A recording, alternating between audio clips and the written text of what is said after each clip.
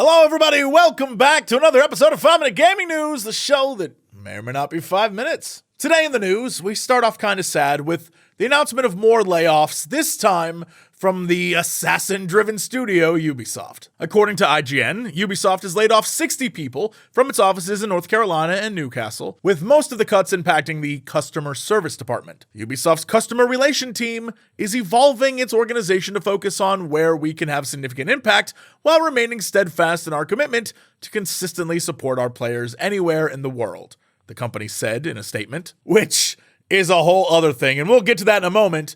But some of the now former employees took to Twitter to both confirm and express shock at the layoffs. Twitter user Matthew Hayes shared, "I and about 60 other amazing people were laid off today with no notice. I'm divorced, living alone with a mortgage. I have a daughter who I love and support. So if any of you have any leads, please reach out.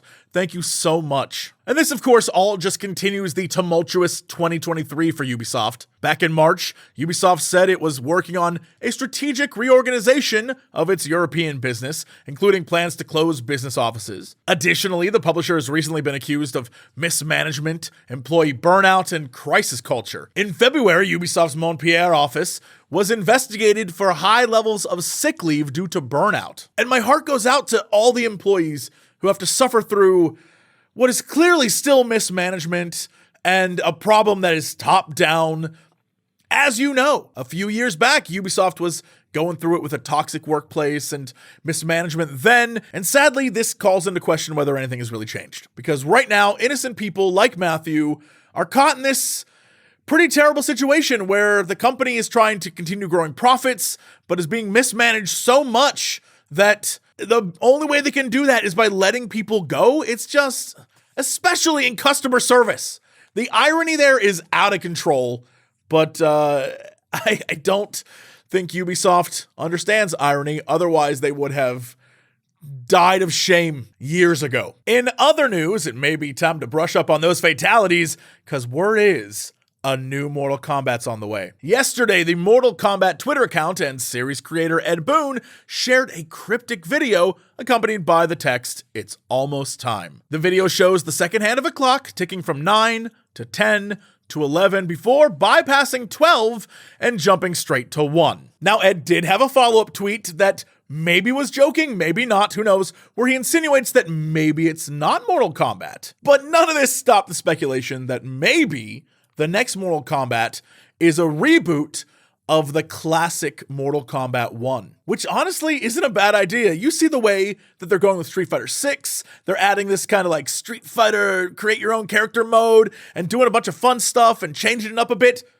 Maybe Mortal Kombat needs that, a little change up, and taking it back to the beginning could be super fun. I have no idea what that really means, but that's what the speculation's about, and I think it's really cool. Plus, this year's the 30th anniversary, which makes me feel very old, and it would, in fact, be a great time to do something fun like that. So just putting it out there. And speaking of celebrating, Tears of the Kingdom reviews are here, and my oh my. Shortly after the embargo was lifted, review aggregation site OpenCritic confirmed that the game is currently the highest rated game of all time on its platform, with an aggregate score of 97.22. Meanwhile, Metacritic also started collating reviews shortly after the media embargo lifted, and at the time of publishing, Tears of the Kingdom is by far its highest rated game of the year with a score of 97. Only The Legend of Zelda Ocarina of Time, 99, Tony Hawk's Pro Skater 2, 98, Grand Theft Auto 4, 98, and Soul Calibur, 98, are ranked higher